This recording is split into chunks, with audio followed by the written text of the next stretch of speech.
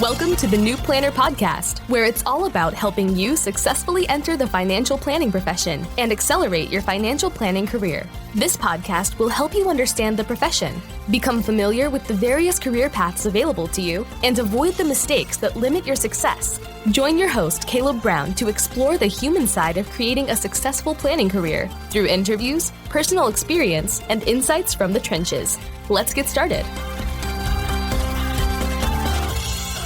Welcome to the New Planner Podcast. This is Caleb Brown, your host. I'm joined today by Gary Clement, founder of Clement Asset Management and chairperson for the College for Financial Planning. Gary stopped by the show today to share how he entered the financial planning profession, sourced clients, started his own RIA, and why he is passionate about educating the next generation of financial planners. I hope you enjoy this conversation with Gary Clement. Hi, Gary. Welcome to the New Planner Podcast. It's my pleasure to be here, Caleb. Thank you for the invitation. You got it, man. I'm so excited about this. I mean, I'm joined today by Gary Clement, and we've known each other for a while. And for some reason, you were in my class a long time ago, and we had to talk about it. And you're like, no, I don't think this is the best fit, because you'd already had your firm and you'd been practicing probably as long or longer than me. And then you were getting, I think at that point, your PhD or your master's. And then you've since done a lot on the educational side. So just an advocate of the new next generation, the new financial planners, but also a great contributor to your clientele and your own firm. So that's what I want to explore a little bit today. So if you would start with just how you got interested and why you picked the financial planner career versus something else. Yeah, that is a great question. You know, I was always interested in investment management, and this is from way back. I started out as a college student as a math major, but I did not really want to do things like actuary work or what might have lended itself to someone who had a math degree. And my interest in investments was really strong. So I did a lot of my own personal reading about it. And at the same time, I tried to get into the business without much success, I should say. So I went through a lot of interviews, didn't really catch on. And then after I moved here from New York, I moved to Atlanta from New York. I got an opportunity to catch on with a discount broker. So I started with E-Trade in the business. And at that time, they were exploding. They were building really quickly. And they had a need for folks. So I think that I was one of the warm bodies that they allowed to come in. So I looked at it as an opportunity to learn more about the business, get fully licensed. And that's exactly what happened. So I got a chance to get in, got my Series 7, got my Series 63. I was encouraged to get the Series 65 at the same time. And since I'm a test taker and one who likes learning, I went ahead and took that test as well, not knowing that it would make a difference later on down the line. So one of the great things about being in that environment, though, was that I learned a whole lot. At the time, as a discount broker, E-Trade wasn't really able to give advice. So we were constrained in that way as employees at E-Trade. But what I got a chance to see through many calls that I got during the day, because it was a call center environment, I got a chance to see how people were screwing themselves left and right as, individual self-directed investors. So I learned a lot of what not to do by seeing people shoot themselves in the foot over and over and over again. But my whole strategy, Caleb, was to take that opportunity to get licensed and then move on to a full service broker, which is exactly what happened. After I left E-Trade, I got a chance to go to Morgan Stanley. And that was really another hugely important learning experience. I got a chance to see a whole lot more about the business. I got a chance to see more about how asset allocation was important. Got a chance to see how brokers would interact with clients and how it is we try to entice clients to come on with us. Got a chance to, push new issues, all kinds of things like that I hadn't really had exposure to in the past. But I was there around the time of 9/11. And in fact, I was training in building 2 of the World Trade Center and left Whoa. about 2 days prior to that plane hitting that building. And it went through the floors that we were on. So it was quite yeah, it was quite Wow. a really crazy experience. So I left out of there, came back to Atlanta where I worked in one of the regional offices. Well, let me just stop you there, Gary. Were you an advisor? Were you trying to build a book as Absolutely. a salesperson at Morgan? Okay, got it. Absolutely. Absolutely. And that's where we did our training. So all the training was in the World Trade Center in New York.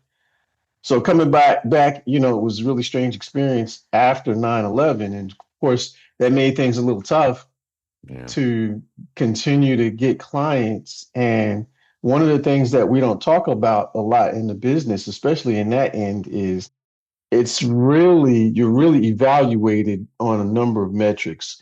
How many dollars you bring in, what are your commissions, and those types of things. And you're evaluated alongside of the people that you come in with, your cohort. And there's always an emphasis on staying in the top 2 quartiles. If you couldn't stay within the top 2 quartiles, off with your head, Gone. you're gone. And it's very difficult to do that. And we didn't realize that. Many of the new folks like me didn't realize that as people left, it got harder and harder to stay in the top 2 quartiles. But I'll say this, after trying as hard as I could, I was one of those folks that got laid off. And at the time, I Mm. wasn't really sure if I wanted to stay in the business. I did end up making the decision to stay in the business, but there were some things that started to occur to me. I went with a smaller company and basically was in operations in the business. And at the same time, it started to dawn on me that it really shouldn't be, in terms of how we advise clients, it really shouldn't be just let's talk about investments. There are other things that can help people meet their goals and objectives. So I started to see that coaching really should be something that should be melded with financial advice. I didn't really know where to take that at the time, but it was something that really nagged at me. And it was something that had me begin to think about the CFP process. So at the time I was doing operations, working in operations, I decided I was going to take on the CFP process. And for me, it meant going to a live class. There weren't many places to go at the time, but just so happens that at Oglethorpe University, they had one of the few programs in town that were board certified CFP programs. So I went through the program there. The whole idea as I was going through that program was I wanted to be independent. And I felt that for me to be independent, I had to have a lot more knowledge, as well as I knew I was not going to have the marketing muscle of a company like Morgan Stanley behind me. So I got to really be able to show that I'm competent. And that was the whole reason for going through the CFP process. Great experience, a lot of studying. Luckily for me, I put in as much time as I could and passed on the first attempt. Did you have to take it when it was the 2-day, 285 questions like me, or were you after that? Yes, it was a 2-day process, four Wasn't that hours on a awful? Friday. Yeah, it was awful having to come back. The You four got to hours on a sleep on it. Friday and the You got to spend the night with it, thinking about well, it. yeah, and I think one of the really horrible things about it was, when you come out of each one of those sessions, there are people milling around talking That's about the right. test, right? And you don't know whether they got those questions right or whether you got those questions right. So it was kind of hard to really, steel yourself in what you did and be confident in what you did while you're hearing all this stuff, other stuff buzzing around you. So yeah, that was a really daunting experience. 2 days, 10 hours in total, paper and pencil, a whole nother experience than doing it online. So you got it knocked out the first time. Congrats there. And then what did you do? Did you stay in operations and with that same firm? No, actually, I got attracted to go back to E-Trade. They sold me on some things Okay. happening that were changing the business. So I went back there and had to wait because those were the days when we had to wait 6 weeks before we got our results too. That's So that right. was another problem. The last couple of weeks really tough when you're on pins and needles, checking your account multiple times a day. And I was really happy to get that once I saw the results. But yeah, I went back to E-Trade, but all the time I knew that I was going to go independent eventually. So that was good. And, shortly thereafter, I did have the opportunity to go independent, but I had an issue. And the issue is when I went independent, like I would say 95% of the folks that go independent, you're not really making much money. Yeah. So my wife said, you have to get a job.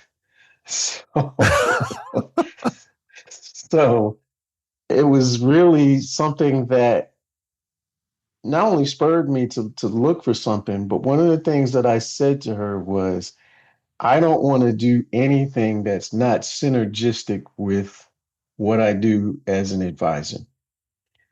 And it just so happened I got lucky. So about 5 months after I passed the exam, it just so happened that Oglethorpe needed new instructors. And I was able to step right in as a new instructor less than 6 months after passing the exam. Okay. And that was really great because it was it was extremely synergistic because as I got better as an advisor, I got better as an instructor, and vice versa. As I got better as instructor, I got better as an advisor. And I started to look at not just advising people, but educating people. I think that's one of the Hmm. pieces that we miss. And I think that someone who is educated by their advisor becomes more comfortable with the advice that they're getting and more confident in the choice that they make, not only in their advisor, but the choices that they make in terms of their course of action to get closer to their goals and objectives. So Totally that's agree. I love how you put that. That's really, really awesome. Yeah, so that's kind of it in a nutshell. The first, part of my career, I did eventually go independent, and I've been independent since. It's been a lifestyle practice, but when I told my wife about this again, I said this is as much of a financial endeavor as it is a lifestyle endeavor. So I always envisioned it as being something that I could do around other things. And when technology made it available, I started more from my business over to a virtual business, and that's what it's been ever since. Now, to get back on the teaching, I taught in certification programs for a very, very long time and had the opportunity to teach it at Oglethorpe. I taught in actually UGA's Hmm. certification program down in Buckhead in Atlanta. And one of the things that I started to see was that a lot of the certification programs around the country were being pulled into degree granting programs in colleges. And at the time, I thought, hey, if I'm going to continue teaching, I probably should have at least a master's degree. So I went out and I decided to pursue a master's degree at College for Financial Planning and got that. And that was another great experience. And it led me to having a conversation with somebody who asked me, well, had you ever thought about doing a doctorate? And at the time I said, no, I hadn't thought about doing that. It's not something I'm No planning. way. Not for me. Never going to happen. Right. Yeah. And then I met a couple of other people. I met some instructors at UGA by chance as well. And the idea just kept coming up, kept coming up. So I decided, well, how hard could it be? And I went ahead, went forward, and it also turned out to be a really, really great, great experience. And although a couple years in, I questioned why I chose to do it. At that point, you're so far in, it's like, yeah, I got to finish now. But this point, your business was up and Yes, going. The spouse was giving you two thumbs up, like, hey, we got some income coming in. Go ahead and roll yes, with it, Gary. Is that the way it worked? yes, yes. And of course, I had the flexibility to do it as well from the time standpoint. So it all worked pretty well. Okay, so then you got your PhD. I mean, really cool foresight. I think, like, hey, I might need to do this if I want to stay in the teaching. side. I mean, frankly, I personally, I saw what my wife went through to get a PhD. I'm like, oh, nope, never doing that. And I've held the line this far. So, but I do want to go back to like you getting all the licenses, the degrees. I mean, you coming back and getting your CFP. Like, what would you say to your colleagues that, like, Gary, what are you doing? You've already been in the business for a while. You don't need to deal with this silly stuff. What would you say to that person? Education is always important. There's always something that you can pick up, and it might be something small, and it's worth taking the time to advance your education. It's just going to make you better.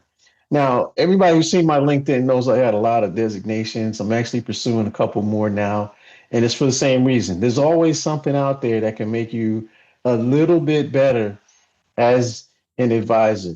The other thing is, and this goes back to the reason I took on the CFP in the first place, I look at designations like advertising, like marketing, because I don't have to have conversations about whether I'm qualified or whether I know what I'm talking about, because I've got these 5 or 6 entities who have attested to my ability Right. to not only learn this information, but apply this information. So for me, it's both marketing as well as I like the education. So I'll just keep going forward and getting more until I just decide it's time to hang it up. We're going to link to your LinkedIn profile in the show notes. But I mean, I got to just say, self-described multi-designation nerd. That's right. I don't think I've ever seen that before. Uh, well, which one are you able to share? Which ones you're working on right now? Yeah, I'm working on the certified financial therapist designation. Oh, nice. Okay. And I think that that is really where the business is going. And this gets back to what I was saying before about really feeling that coaching was going to be an important thing in Mhm. financial advice. So I was always interested in the idea of coaching, but then I got exposed to behavioral finance. And that was my first foray into seeing that anybody can figure out the technical aspects of our job. Anybody can advise someone on what they should do. But if we can't get people to do what they say they should do to meet their goals and objectives, then all the other things that we do with them are a waste of time. So it really started to dawn on me that what we really need to do is figure out why people are not doing what they should do. And the great thing is, once you learn about behavioral finance, you understand that people are making suboptimal decisions in predictable ways. If we can figure out those predictable ways that people are making these suboptimal decisions, now we stand a chance to help them help themselves. So that's why I'm a big proponent on behavioral finance. And I think that the certified financial therapist designation just takes that to a whole nother level. Love it. Yeah, this is all great stuff. Let me go back to something. I mean, while you were building the practice, I mean, I think we're clear on the teaching role and sort of what you were doing there. How did you get the clients, and what did that look like? I mean, how long did it take, and before you started getting some traction and some revenue built up? Yeah, it took a while, probably, about 18 months, 24 months, Yeah. Okay. where, I basically focused on my warm market, of course. And then one of the great things is you just got to keep on finding ways to prospect, whether it's meeting people, going to networking events, trying to find those type of networking events or places where you're likely to find the clients that you would like to work with. And you just got to keep doing it. You just got to keep going through the nose. I liken it to this, Caleb. It's like rolling a boulder up a hill. It's hard. It is really hard, especially initially. As you get closer to the top, it gets a little easier. And then once you get to the top and you're on the other side, it's really easy because now most of your business is going to come from referrals. But it takes a long time to get to that point. Now, the other thing, especially for new advisors, if they're going to go to this route, or even if they're in the full service business, here's the thing. One of the things that dawned on me as I was doing this was I had to figure out how much money do I need to have on a monthly basis? And that's my first goal. That was my first goal. How do I get to this dollar amount?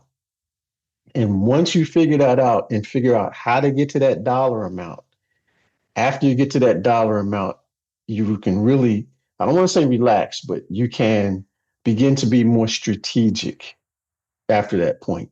But it's understanding where you need to be as soon as possible, dollar wise, and getting there as efficiently as possible. And then after that, you can really focus on the kind of business that you want to build. Got it. Awesome stuff. And maybe just stay with that if you would. Like, you deal with a lot of people because now you're still teaching for College of Financial Planning. Is that right? Mm-hmm. So as you see these people trying to enter the business, and I know a lot of people reach out to you like, Gary, what's your best advice for a career changer or one of these people that's going through the CFP programs? What do you tell these people and how to have success as a financial planner? Yeah, that's a question I get a lot in terms of, how do I start? Where do I start? What do I do? And for specifically younger students, it's about, well, what should my first job be? And here's what I tell folks, Caleb.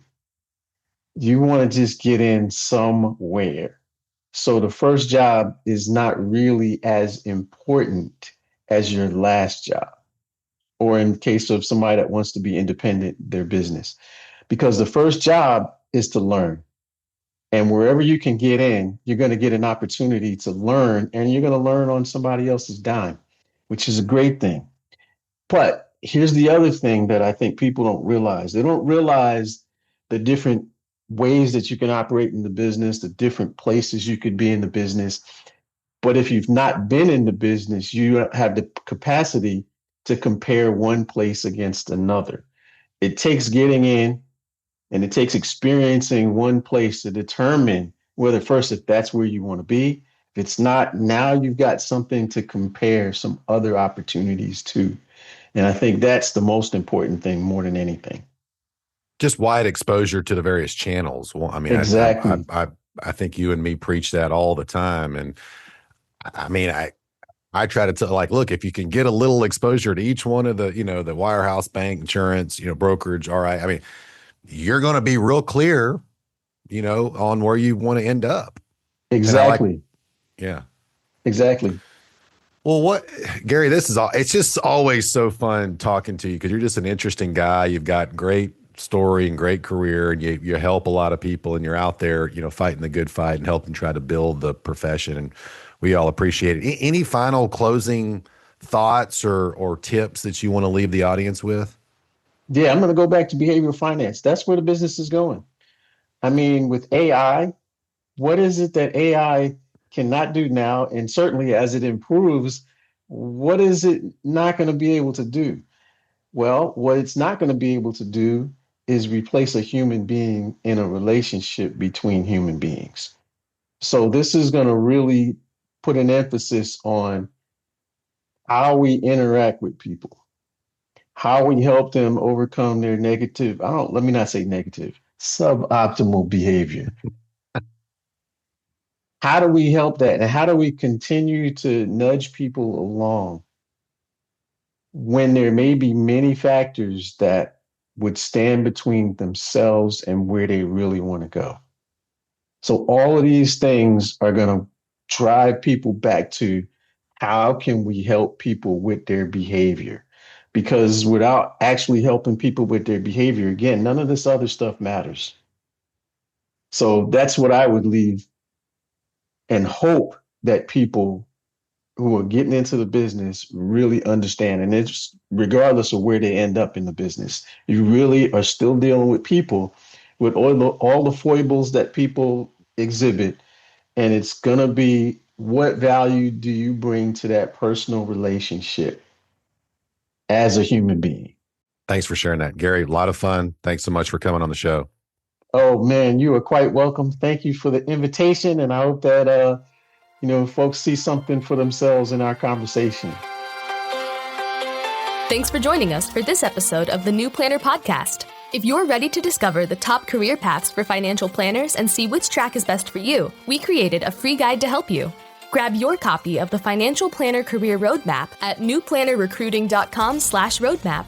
There, you'll also find more tools and resources all created to help you build a successful financial planning career. Tune back in next week for another episode, and until then, we're here to help you succeed.